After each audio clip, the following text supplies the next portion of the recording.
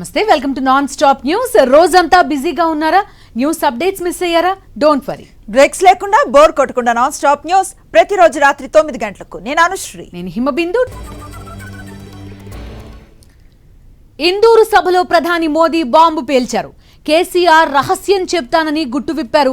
GHMC ఎన్నికల తర్వాత కేసీఆర్ ఎన్డీఏలో చేరతానని తన దగ్గరకు వచ్చారన్న మోదీ కేసీఆర్ విజ్ఞప్తిని తాను తిరస్కరించినట్టు చెప్పారు.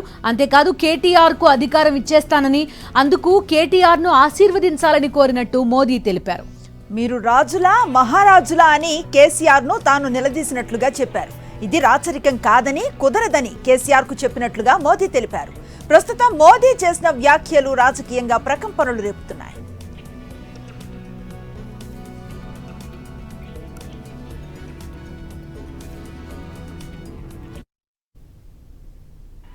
बहुत बढ़िया मुझे शाल उड़ाई, बहुत मुझे आदर किया और इतना प्यार दिखाया ये केसीआर के कैरेक्टर में ही नहीं है।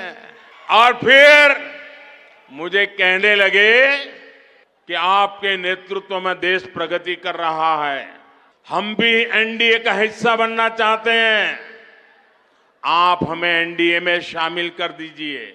केसीआर की सरकार हमारे कार्यकर्ताओं पर जुल्म करेगी तो जुल्म सहेंगे, लेकिन हम तेलंगाना की जनता से दगा नहीं कर सकते हैं। भले तेलंगाना की जनता ने हैदराबाद में हमें पूर्ण बहुमत दे दिया, लेकिन 48 सीट भी तेलंगाना का भाग्य बदलने की शुरुआत है। और मैंने उनसे हर प्रकार से मदद करने का इनकार कर दिया, उनको एनडीए में एंट्री देने से इनकार कर दिया। उसके बाद उनका दिमाग फटका, मैं भ्रष्टाचार के सवाल पूछने लगा, फिर एक बार दोबारा आए, वो मुझे कह रहे हैं कि मोदी जी मैंने बहुत काम कर लिया, अब मैं सारा कारोबार केटीआर को दे देना चाहता हूं, मैं एक बार केटीआर को भेजूंगा, आप जरा उसको आशीर्वाद दे देना। आज भी कांग्रेस और बीआरएस तेलंगाना के लोगों से विश्वासघात कर रही है। कई राज्यों में कांग्रेस ने चुनाव से पहले ऐसे ही बड़े वादे किए और अब उन्हें पूरा करने के लिए 15 अलग अलग शर्त रख रही है। पहले तो बोल देते हैं ऐसा करेंगे, फिर कहते हैं ऐसा होगा तो करेंगे, ऐसा होगा तो नहीं करेंगे, ये करेगा तो नहीं करेंगे, उधर वाला होगा तो नहीं। क्यों भाई, जनता को मूर्ख बना रहे हो? यहां बीआरएस ने भी बेरोजगार युवाओं को भत्ता देने का झूठा वायदा किया। कांग्रेस और बीआरएस का रवैया बिल्कुल एक समान है। మోదీ వ్యాఖ్యలపై మంత్రి కేటీఆర్ స్పందించారు. ప్రధాని పచ్చి అబద్ధాలు మాట్లాడుతున్నారని మండిపడ్డారు. యువరాజు అంటూ ఏదేదో మాట్లాడుతున్నారని దుయ్యబట్టారు. తాను సీఎం అవటానికి మోదీ పర్మిషన్ అవసరమా అంటూ ప్రశ్నించారు. అందుకే బీజేపీని జుమ్లా పార్టీ అనేది అని ఎద్దేవా చేశారు మంత్రి కేటీఆర్. నుంచి ప్రధానమంత్రి గారిని ఎవరైనా కలిస్తే ఒక వీడియో కెమెరా పెట్టుకుని ఆయనతో మాట్లాడే ప్రతిదీ కూడా రికార్డు చేసుకుంటే మంచిదేమో అనిపిస్తా ఉంది. ఎందుకంటే ఇన్ని పచ్చి అబద్దాలు ఒక ప్రధానమంత్రి స్థాయిలో ఉన్న వ్యక్తి చెప్పడం అనేది నిజంగా దురదృష్టకరం. వాళ్ళ ప్రధానమంత్రి గారు ఎన్ని మాటలు మాట్లాడారంటే ఏ రాష్ట్రానికి పోయినా ఆయనకు ఒక అలవాటైపోయింది. గందరగోళపరిచే ప్రయత్నం ఏదైతే ప్రధానమంత్రి స్థాయిలో ఉన్న వ్యక్తి చేస్తా ఉన్నారో ఇది బాధాకరం, ఇది శోచనీయం, ఇది ఖండనీయం. నెంబర్ 1. రెండవది ఇంకా ఆశ్చర్యం అనిపించేది, ఏదో రాజులు యువరాజులు అంటూ ఏదేదో మాట్లాడారు ప్రధానమంత్రి గారు. This prime minister unfortunately suffers from selective amnesia. అంటే ఆయనతో ఉంటే మంచివాళ్ళు, ఆయనతో ఉంటేనేమో అన్ని కన్వీనియంట్ గా మర్చిపోతారు. సంబంధించినంత వరకు మీకు పనికొచ్చే టైంలోనేమో ఒకలాగా, మీకు పనికి రాకపోతే ఇంకోలాగా ఇట్లా మాట్లాడడం ఎంతవరకు సమంజసమో ప్రధానమంత్రి ఆలోచించుకోవాలా. కానీ పచ్చి అబద్దాల కోర్, that is the reason why this party BJP is called the biggest jhoot factory of India. ఎన్ని పిచ్చి ప్రేలాపనలు పేలినా కేసీఆర్ గారు ఒక ఫైటర్. ఆయన చీటర్స్ తో ఎన్నడూ చేతులు కలపడు. ఎన్డీఏతో చేరాల్సిన కర్మ మాకు లేదు, అది మునిగిపోయే నావ. పార్టీకి कोई फैसला अगर लेना है तो हमारे पार्टी के विधायक लेंगे, हमारे पार्टी के पॉलिट ब्यूरो लेंगी. आपसे नो ऑब्जेक्शन सर्टिफिकेट लेने की क्या नौबत आ पड़ी है? हमें कोई फर्क नहीं पड़ता कि मोदी या बीजेपी क्या मानती है, क्या किसको देखना चाहती है. यहाँ पे तेलंगाना जनता आज केसीआर जी को तीसरी बार मुख्यमंत्री बनाने के लिए चुनने के लिए तैयार है. స్కిల్ డెవలప్మెంట్ స్కామ్ కేసులో సుప్రీంలో చంద్రబాబుకు ఊరట దక్కలేదు. బాబు పిటిషన్ ఆధారంగా ఇప్పటికిప్పుడు ఈ అంశాన్ని తేల్చలేమని విచారణను వాయిదా వేసింది సుప్రీం. అయితే చంద్రబాబు పిటిషన్పై విచారణ సందర్భంగా వాడివేడి వాదనలు జరిగాయి.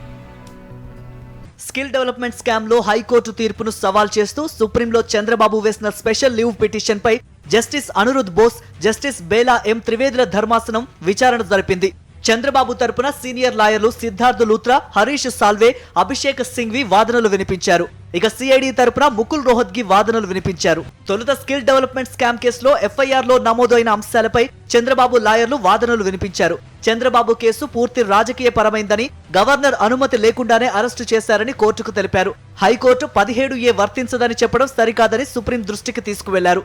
పోలీసు కస్టడీ అడుగుతున్నందున ముందే విచారణ చేపట్టాలని బెంచ్ కు తెలిపారు. ఇక సిఐడి తరపున సీనియర్ న్యాయవాది ముకుల్ రోహత్గి వాదనలు వినిపించారు. 17Aతో ఈ కేసుకు ఎలాంటి సంబంధం లేదని, జూలై 2018లో 17A వచ్చిందని, అంతకంటే ముందే ఈ కేసు విచారణ ప్రారంభమైందని, ఇందులో రాజకీయ కక్ష లేదని కోర్టుకు తెలియజేశారు. మరోవైపు చంద్రబాబు సీఎంగా ఉన్నప్పుడే ఈ కేసు విచారణ ప్రారంభమైందని, జీఎస్టీ విభాగం అప్పట్లోనే దర్యాప్తు చేపట్టినట్లు ధర్మాసనం దృష్టికి తీసుకువెళ్లారు. బెయిల్ కోసం ప్రయత్నించకుండా ఇప్పుడు క్వాష్ అడుగుతున్నారు. అందుకే చంద్రబాబు పిటిషన్ ను తిరస్కరించాలి అని ముకుల్ రోహత్గి వాదనలు వినిపించారు. చంద్రబాబు లాయర్లకు పిటిషన్ పై విచారణ సందర్భంగా బెంచ్ పలు ప్రశ్నలు సంధించింది. విచారణ మాత్రమే జరుగుతోందని మీకెందుకు అంత ఆందోళన అని ప్రశ్నించింది. 2015-16లో నేరం జరిగింది కదా, ఆ లెక్కన 2018లో అవినీతి నిరోధక చట్టంలో 17A రాకముందే నేరం జరిగింది కదా అని ప్రశ్నించింది. ఈ దశలో రూలింగ్ ఇవ్వలేమని, తర్వాత విచారణలో వాదనలు వింటామని స్పష్టం చేస్తూ విచారణను వచ్చే సోమవారానికి వాయిదా వేసింది. సుప్రీంకోర్టు అన్ని వాదనలు పరిగణలోకి తీసుకుందన్నారు ఏఏజీ పొన్నవోలు సుధాకర్ రెడ్డి. చంద్రబాబు నేరం చేయలేదని ఆయన తరపు లాయర్లు వాదించడం లేదన్నారు. ఎంతసేపు కేసునే క్వాష్ చేయాలన్న తపనలో బాబు లాయర్లు ఉన్నారని, కేవలం అరెస్ట్ జరిగిన విధానాన్ని తప్పుబడుతున్నారని వ్యాఖ్యానించారు. 409 ఎట్సెట్రా 120B ఉంది కాబట్టి ఇది అప్లై కాదు కదా, ఈ 17A అని కూడా చెప్పడం జరిగింది. కానీ పీసీ యాక్ట్ కూడా ఇది అప్లై కాదు అని మేము చెప్పడం జరిగింది. పీసీ యాక్ట్ కింద కూడా, ఎందుకంటే 26/7/2018 నుంచి ఎంక్వైరీ వేయడానికి లేదు, కానీ ఎంక్వైరీ 5/6/2018 వేయడం జరిగింది. కాబట్టి 17A మాకు అఫెక్ట్ కాదు. 2, ఇది గవర్నమెంట్ 406 ప్రభుత్వ సొమ్ము దోచుకోవడం లేకపోతే దాచుకోవడం అనేది ఇది డిశ్చార్జ్ ఆఫ్ అఫిషియల్ డ్యూటీస్ కింద రాదు. తర్వాత ఫార్ ది డెసిషన్స్ టేకన్ అని ఉంది 17Aలో. ఇవి for the decisions taken prior to the amendment 2017. ఈ నిర్ణయాలు 2015లో తీసుకున్నారు కాబట్టి 17A మాకు అప్లై కాదు, ఈ కేసుకు అప్లై కాదని మేము చాలా దృఢంగా ఆర్గ్యుమెంటు ఏసీబీ కోర్టులో చెప్పడం జరిగింది, గత గౌరవ ఏపీ హైకోర్టులో చెప్పడం జరిగింది. మా వాదనల్ని వాళ్ళు పరిగణలోకి తీసుకోవడం జరిగింది. Chandrababu inner ring road scam కేసులో ఏపీ హైకోర్టులో వాదనలు ముగిశాయి. బెయిల్ మంజూరు చేయాలని చంద్రబాబు న్యాయస్థానంలో పిటిషన్ దాఖలు చేశారు. ఇరుపక్షాల వాదనలు విన్న కోర్టు తీర్పును రిజర్వ్ చేసింది. ఏపీ హైకోర్టులో లోకేష్ కు కూడా ఊరట దక్కలేదు. ఫైబర్ గ్రిడ్ స్కామ్ పిటిషన్ పై హైకోర్టు విచారణ ముగించింది. 41A సిఆర్పిసి నిబంధనలు పాటిస్తామన్న ఏజీ వాదనలతో ఏపీ హైకోర్టు ఏకీభవించింది. మంత్రి రోజాపై అనుచిత వ్యాఖ్యల కేసులో టీడీపీ నేత బండారు సత్యనారాయణను కోర్టులో హాజరుపరిచారు. అనకాపల్లిలో బండారును అదుపులోకి తీసుకున్న పోలీసులు గుంటూరు నగరంపాలెం పోలీస్ స్టేషన్ కు తరలించారు. సాయంత్రం వరకు అక్కడే విచారించారు. సుదీర్ఘ విచారణ అనంతరం బండారును వైద్య పరీక్షల కోసం గుంటూరు జీజీహెచ్ కు తరలించారు. అక్కడి నుంచి మొబైల్ కోర్టుకు తీసుకువెళ్లారు. పోలీసుల తరఫున పబ్లిక్ ప్రాసిక్యూటర్స్ వాదనలు వినిపించారు. అయితే పోలీసుల విచారణలో బండారు సత్యనారాయణ తమకు సహకరించలేదని న్యాయమూర్తికి తెలిపారు. బండారు సత్యనారాయణమూర్తి చేసిన అనుచిత వ్యాఖ్యలపై మంత్రి రోజా కన్నీళ్లు పెట్టుకున్నారు. రాజకీయాల్లోకి రావాలంటే మహిళలు భయపడుతున్నారని వ్యాఖ్యానించారు. బండారు వ్యాఖ్యలపై న్యాయ పోరాటం చేస్తానని మంత్రి రోజా తెలిపారు. టీడీపీ అంటే దండుపాళ్యం పార్టీ, తెలుగు దొంగల పార్టీ అంటూ మంత్రి రోజా ఎద్దేవా చేశారు. స్థాపించిన పార్టీ అనే జయసుధ గారైనా, జయప్రద గారైనా, శారద గారైనా దివ్యవాణి అయినా కవిత అయినా ఎవరైనా కూడా వచ్చారు. కానీ మీరు చేస్తున్న అసహ్యమైన పనులు, మహిళల్ని ఎంత చీపుగా ఒక ఆట వస్తువుగా చూసే మీ విధానం, మహిళల్ని ఏ విధంగా ప్రచారానికి వాడుకొని ఆ తర్వాత వాళ్ళు రాజకీయంగా ఎదగాలంటే వాళ్ళని తొక్కేసే విధానం చూసి అందరూ బయటికి వెళ్ళిపోతున్నారు. రాజకీయ భిక్ష పెట్టింది ఎవరు? ఎన్టీ రామారావు కాదా? అదే ఎన్టీ రామారావు మీద చెప్పులేసిన చంద్రబాబు నాయుడుకి ఎందుకు సపోర్ట్ చేశావు?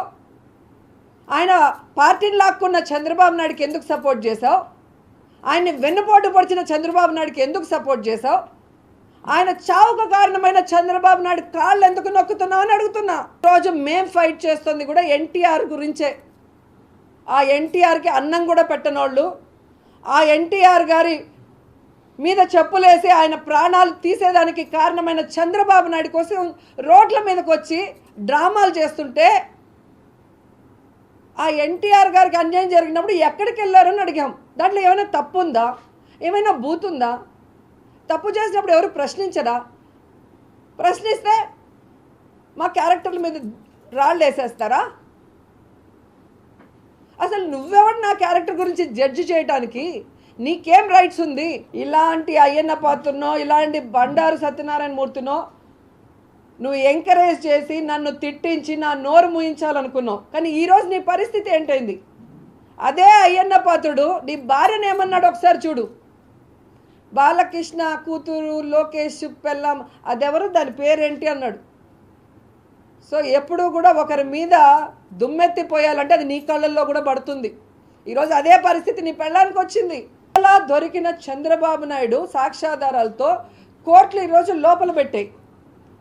2017లో GST వాళ్ళు లెటర్ ఇచ్చారు. ఆల్రెడీ 2020లో ఆయన PA చంద్రబాబు నాయుడు PA శ్రీనివాస్ ఇంటి మీద రైడ్ అయింది. మొన్న ఈ మధ్య IT నోటీసులు ఇచ్చింది. ఇవన్నీ ఇచ్చింది కేంద్ర ప్రభుత్వ ఆధీనంలో ఉన్నవే కదా. ఎందుకు అప్పుడు మాట్లాడలేదు? ఆల్మనీ సెక్స్ రాకెట్లో ఎంతోమంది ఆడవాళ్ళ జీవితాన్ని వ్యభిచార కూపంలోకి దించుతుంటే వాళ్ళ లీడర్స్కి సపోర్ట్ చేసి నేను ఎక్కడ ఆ ఇష్యూని హైలైట్ చేసి వాళ్ళు చేసిన తప్పులు బయటకు తెస్తున్నానని రూల్స్కి విరుద్ధంగా ఆ రోజు కూడా కక్ష సాధింపుగా నన్ను 1 year సస్పెండ్ చేసి కోర్టులు చెప్పినా కూడా మళ్ళీ అసెంబ్లీలోకి రానియకుండా కోర్టు ఇచ్చిన తీర్పును కూడా వ్యతిరేకించిన పెద్ద మనిషి తెలుగుదేశం పార్టీ జాతీయ అధ్యక్షుడు. దళిత మహిళను బూటు కాలుతో తన్నిన వ్యక్తి రాష్ట్ర అధ్యక్షుడు అచ్చెన్నాయుడు గారు. ఒక MRO వనజాక్షిని ఇసుకలో వేసి కొట్టిన చింతమనేని వాళ్ళకి అభిమాన నాయకుడు. ఆడపిల్ల కనిపిస్తే ముద్దు పెట్టండి లేదా నాకు కడుపైనా చేయండి అనే బాలకృష్ణ ఈ చంద్రబాబు నాయుడికి బావమరిది. ఆడపిల్ల అంటే ఆట వస్తువు, దాంతో ఆడుకోవాలి, ఎంజాయ్ చేయాలన్నట్టుగా ఆ ఫోటోల్ని తన ఫేస్బుక్ ట్విట్టర్లో పోస్ట్ చేసిన లోకేష్కి మహిళలంటే ఎంత గౌరవం, ఎంత చిన్న చూపో మనమే చూడాలి. పెడనలు తనపై రాళ్లు కర్రలతో దాడి చేస్తారన్న పవన్ వ్యాఖ్యలకు మంత్రి జోగి రమేష్ స్ట్రాంగ్ కౌంటర్ ఇచ్చారు. కేవలం శాంతి భద్రతలకు విఘాతం కలిగించాలనే పవన్ ఇలాంటి వ్యాఖ్యలు చేశారని మండిపడ్డారు. ఏదో ఒక అలజడి సృష్టించాలన్నదే పవన్ టార్గెట్ పెట్టుకున్నారని అన్నారు. పెడంలో నన్ను కొట్టబోతా ఉన్నారు, రాళ్ళు వేయబోతా ఉన్నారు, కత్తులు కటార్లు తీసుకురాబోతా ఉన్నారు అంటే జనాన్ని రెచ్చగొట్టడమా? అన్ని జిల్లాల నుంచి రావని చెప్పేసి పోగు చేసుకోవటమా? ఎవడైనా రాజకీయ నాయకుడు ఇటువంటి పనికి మాలిన మాటలు ఈ పవన్ కళ్యాణ్ మదిలో పెడలలో గొడవలు సృష్టించాలా, శాంతి భద్రతకు విఘాతం కలిగించాలా, అక్కడ కొంతమంది అమాయకమైన జనసేన కార్యకర్తల్లో లేకపోతే ప్రజల్లో గాయపరచాలా, హింసకు గురి చేయాలా, రాష్ట్రంలో శాంతి భద్రతలు విఘాతం కలిగించాలని ఒక కుట్రపూరితమైన ఆలోచనతో ఈరోజు పవన్ కళ్యాణ్ ఈ మాటలు మాట్లాడాడు. ఫలానా చోట నా మీద కుట్ర జరుగుతూ ఉంది, కుట్ర కోణం ఉందని చెప్పేసి నువ్వు చెప్తే ఇమీడియట్గా నేను చెప్తా ఉన్నాను, పోలీసు వ్యవస్థకు చెప్తా ఉన్నాను, డీజీపీ గారికి చెప్తా ఉన్నాను, మా ప్రాంతంలో అటువంటి జరిగితే మేము సహించం. ఏపీ హైకోర్టులో నారాయణ 4 పిటిషన్లు దాఖలు చేయగా విచారణ ఈ నెల 16కు వాయిదా పడింది. ఇన్నర్ రింగ్ రోడ్ స్కామ్ లో ముందస్తు బెయిల్, క్వాష్ పిటిషన్ వాయిదా వేసింది కోర్టు. అసైన్డ్ భూముల కుంభకోణంలోనూ దాఖలైన బెయిల్, క్వాష్ పిటిషన్ ను వాయిదా వేసింది. ఏబీసీఐడి అధికారులకు టీడీపీ నేత నారాయణ మరదలు పొంగూరు ప్రియ విజ్ఞప్తి చేశారు. తమ బావగారు తిండి లేకపోయినా ఉంటారేమో కానీ హెయిర్ కలర్ లేకపోతే ఉండలేరు అని వీడియో రిలీజ్ చేశారు. నెత్తి మీద వెంట్రుకలకే కాదు ఒంటి మీద ఉండే వెంట్రుకలకు కూడా కలర్ వేసుకోవడం పిచ్చి అంటూ సెటైర్లు వేశారు ఆయన మరదలు. జైల్లో ఏమైనా పెట్టాలనుకుంటే మా బావగారు ఏది లేకపోయినా ఉండగలరండి.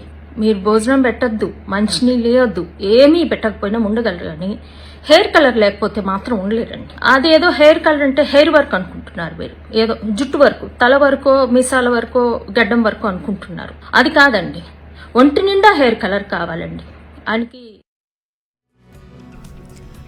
ఓటుకు కోట్లు కేసులో టీపీసీసీ చీఫ్ రేవంత్ రెడ్డికి చుక్కెదురైంది.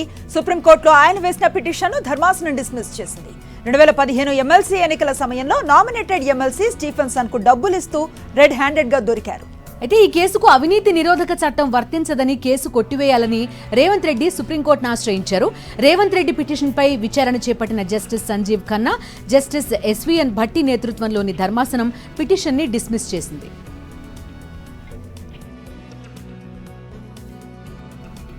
వచ్చే ఎన్నికల్లో కారు గుర్తు పోలి ఉన్న ట్రక్, రోడ్ రోలర్ గుర్తులను తొలగించాలని కేంద్ర ఎన్నికల సంఘాన్ని కోరినట్టు ప్రణాళిక సంఘం ఉపాధ్యక్షుడు వినోద్ కుమార్ తెలిపారు. ట్రక్కు, రోడ్ రోలర్ గుర్తుల వల్ల పలు చోట్ల తమ పార్టీ అభ్యర్థులు ఓడిపోయినట్టు సీఈసీకి వివరించామని వెల్లడించారు. ఆ ఈవీఎంస్లో ఉండేటువంటి గుర్తుల పట్ల మాకున్నటువంటి అభ్యంతరాల్ని మేము తెలియజేశాం. ఇప్పుడు కాదు, ఇది 2001లో పార్టీ ప్రారంభించి మాకు గుర్తు అలాట్ అయిన తదనంతరము మరి 2004, 2008 ఉప ఎన్నికలు, 2009 సార్వత్రిక ఎన్నికలు, మళ్ళీ తదనంతరం జరిగిన వివిధ ఉప ఎన్నికలు, 2014లో మళ్ళీ సార్వత్రిక ఎన్నికలు, 2018లో శాసనసభ ఎన్నికలు, 2019లో మళ్ళీ పార్లమెంట్ ఎన్నికల్లో మా పార్టీకి వచ్చినటువంటి అనుభవాలను వారి దృష్టికి తీసుకురావడం జరిగింది. తెలంగాణలో ఎన్నికలు పారదర్శకంగా నిర్వహించేందుకు కేంద్ర ఎన్నికల సంఘానికి పలు సూచనలు చేశామని ఎంపీ ఉత్తమ్ కుమార్ రెడ్డి తెలిపారు. కొత్త ఓట్ల నమోదు ప్రక్రియ పూర్తి చేసిన తర్వాతే ఫైనల్ జాబితాను విడుదల చేయాలని కేంద్ర ఎన్నికల సంఘానికి విజ్ఞప్తి చేశామన్నారు. మొదటి విషయం ఏంటంటే, వాళ్ళు ఇచ్చిన షెడ్యూల్ ప్రకారము రేపు 4వ తారీఖున ఫైనల్ ఓటర్ లిస్టు విడుదల చేయాలి. మేమేమంటే మీరు 19th వరకు ఏదైతే మీరు ఫామ్ 6 అండ్ ఫామ్ 7 తీసుకున్నారో, అంటే కొత్త ఓటర్లు చేరికలు కానీ, డబుల్ ఓట్స్ కానీ, డెత్ ఓట్స్ కానీ తీసివేయడం కానీ మీరు అప్లికేషన్స్ తీసుకున్నారో అది ప్రాసెస్ పూర్తి కాలేదు. జాతీయ వార్తలకు వెళ్దాం. దేశ రాజధాని ఢిల్లీ సహా ఉత్తర భారతాన్ని భూకంపం వణికించింది. ఢిల్లీ ఎన్సీఆర్ ప్రాంతంతో పాటు పంజాబ్, హర్యానా, ఉత్తరాఖండ్లో భూమి కంపించడంతో ప్రజలు హడలెత్తిపోయారు. ఇళ్లు, ఆఫీసుల నుంచి బయటకు పరుగులు తీశారు. నేపాల్లో 4.6, 6.2 తీవ్రతతో వరుసగా 2 సార్లు భూకంపాలు సంభవించాయి. ఈ ప్రభావంతో ఢిల్లీ ఎన్సీఆర్ పరిసర ప్రాంతాల్లో భూమి బలంగా కంపించింది. 40 సెకండ్ల పాటు ప్రకంపనలు కొనసాగినట్లుగా ప్రత్యక్ష సాక్షులు చెబుతున్నారు. ఉత్తరప్రదేశ్లోని లక్నో, హపూర్, అమ్రేహా, ఉత్తరాఖండ్లోని పలు ప్రాంతాల్లో భూ ప్రకంపనలు సంభవించడంతో ప్రజలు తీవ్ర భయాందోళనకు గురయ్యారు. ఇరు దేశాల మధ్య దౌత్య ఉద్రిక్తతల వేళ కెనడాకు ఫైనల్ వార్నింగ్ ఇచ్చింది భారత్. ఈ నెల 10లోపు దౌత్యవేత్తలను ఉపసంహరించుకోవాలని డెడ్ లైన్ విధించింది. దేశ అంతర్గత వ్యవహారాల్లో జోక్యం చేసుకుంటున్న కారణంగా భారత్లో దౌత్య సిబ్బందిని తగ్గించుకోవాలని కెనడాకు గతంలోనే ఆదేశాలిచ్చింది కేంద్రం. ప్రస్తుతం భారత్లో కెనడాకి 62 మంది దౌత్యవేత్తలున్నారు. ఈ సంఖ్యను 41కి తగ్గించుకోవాలని ఆదేశాలు జారీ చేసింది కేంద్ర విదేశాంగ శాఖ. అక్టోబర్ 10 తర్వాత అదనంగా ఉండే కెనడా దౌత్యవేత్తలకు దౌత్యపరమైన ఇమ్యూనిటీ దక్కదని స్పష్టం చేసింది. అమృత్సర్లోని స్వర్ణ దేవాలయంలో 2వ రోజు సేవలో పాల్గొన్నారు కాంగ్రెస్ ఎంపీ రాహుల్ గాంధీ. భక్తులు ఉపయోగించిన గిన్నెలు శుభ్రం చేయడంతో పాటు లంగర్ తయారీలోనూ పాల్గొన్నారు. నిన్న గోల్డెన్ టెంపుల్ ని సందర్శించిన రాహుల్ గాంధీ హర్మందిర్ సాహెబ్లో ప్రత్యేక ప్రార్థనలు చేశారు. రాత్రి అమృత్సర్లోనే బస చేసి మళ్లీ ఉదయం సేవలో పాల్గొన్నారు. దేశవ్యాప్తంగా యూపీఐ చెల్లింపుల్లో మళ్లీ రికార్డు నమోదైంది. యూనిఫైడ్ పేమెంట్స్ ఇంటర్ఫేస్ లావాదేవీలు వరుసగా రెండోసారి 10 బిలియన్ లావాదేవీలను మార్కును దాటాయి. గడిచిన ఆగస్టు నెలలో యూపీఐ లావాదేవీలు మొదటిసారిగా 10 బిలియన్ లావాదేవీలు నమోదయ్యాయి. మళ్లీ సెప్టెంబర్ నెలలో రెండోసారి 10 బిలియన్ లావాదేవీలు జరిగాయి. సెప్టెంబర్ 30 వరకు 10.55 బిలియన్లకు పైగా లావాదేవీలు జరిగినట్టు National Payments Corporation of India ఎక్స్లో తెలియజేసింది. భారతదేశం టెక్నాలజీ వైపు వేగంగా అడుగులు వేస్తున్న తరుణంలో 5G సేవలు గణనీయంగా పెరుగుతున్నాయి. ఫలితంగా డౌన్లోడ్ స్పీడ్ మరింత పెరుగుతోంది. దీంతో ఇండియా గొప్ప పురోగతిని చూపించి తాజాగా మంచి ర్యాంక్ సొంతం చేసుకుంది. స్పీడ్ టెస్ట్ గ్లోబల్ సూచీలో ఇండియా ప్రస్తుతం 47వ స్థానం పొందినట్టు ఓక్లా నివేదిక తెలిపింది. ఫెస్టివ్ సీజన్ ప్రారంభం కావడంతో కార్ల అమ్మకాలు భారీగా పెరుగుతున్నాయి. గత నెలలో ఎన్నడూ లేని విధంగా సేల్స్ నమోదయ్యాయి. పండుగల సీజన్ నేపథ్యంలో కార్ల తయారీ సంస్థలు సైతం ఉత్పత్తితో పాటు కార్ల పంపిణీ చేశాయి. సెమీ కండక్టర్ల లభ్యతతో పాటు ఎస్యూవీ కార్లకు గిరాకీ లభించింది. ఫలితంగా గత నెలలో 3,63,733 యూనిట్లు అమ్ముడయ్యాయి. ఆగస్టు నెలలో 74.2 లక్షల ఖాతాలను నిషేధించినట్టుగా ప్రకటించింది వాట్సాప్. అశ్లీల సమాచారం, ఫేక్ న్యూస్ వ్యాపింపజేస్తున్నారంటూ కస్టమర్స్ నుంచి వచ్చిన ఫిర్యాదులతో ఈ నిర్ణయం తీసుకున్నట్టు తెలిపింది. కేంద్ర ప్రభుత్వం తీసుకొచ్చిన నూతన ఐటీ నిబంధనలకు అనుగుణంగా ఈ నిర్ణయం తీసుకుంది. అంతర్జాతీయ మార్కెట్ల నుంచి వచ్చిన నెగటివ్ ట్రెండ్స్ తో స్టాక్ మార్కెట్లు నష్టాల్లో ముగిశాయి.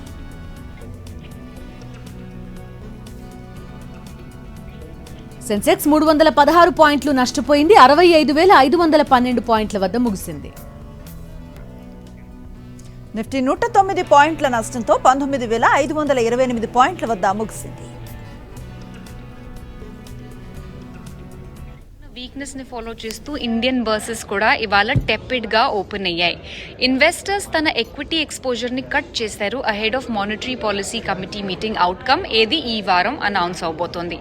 నిఫ్టీ 0.6%, ఇంకా సెన్సెక్స్ 0.5% కింద క్లోజ్ అయ్యాయి. డాలర్ వన్స్ అగైన్ ఒకసారి రూపీ అగైన్స్ స్ట్రాంగ్గా ఉండేది అండ్ రూపీని వే హెవీ చేసింది, వే డౌన్ చేసింది, which means that foreign investors మళ్ళీ ఒకసారి ఇండియన్ ఎక్విటీ మార్కెట్స్లో సెల్లింగ్ కంటిన్యూ చేశారు. రోబస్ట్గా సెప్టెంబర్ జిఎస్టీ కలెక్షన్స్ వచ్చినా కూడా ఇన్వెస్టర్ సెంటిమెంట్ని అవి బూస్ట్ చేయలేకపోయాయి. ఓవరాల్ మార్కెట్ మూడ్ వీక్గానే ఉండేది. మార్కెట్స్ వీక్ టెరెయిన్లో త్రూ అవుట్ ద సెషన్ ఉండేవి. ట్రేడర్స్ తన హోల్డింగ్స్ మోస్ట్లీ ఆటోమొబైల్, ఫార్మా ఇంకా మెటల్ షేర్స్లో కట్ చేశారు.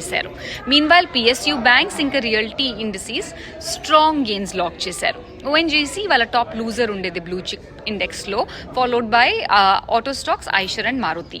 Heavy weights like Bajaj Finance, Bajaj Finserv, L&T, Titan అవి మోడెస్ట్ గెయిన్స్తో, గుడ్ గెయిన్స్తో యాక్చువల్లీ క్లోజ్ అయ్యాయి.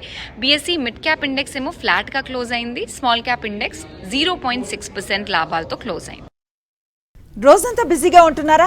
మీ చుట్టూ ఏం జరుగుతుందో తెలుసుకోలేకపోతున్నారా? డోంట్ వరీ, రోజు రాత్రి 9 గంటలకు రెడీగా ఉండండి. సాక్షి టీవీ మీకు నాన్ స్టాప్ న్యూస్ అందిస్తుంది. ఇవి వాళ్ళ నాన్ స్టాప్ అప్డేట్స్.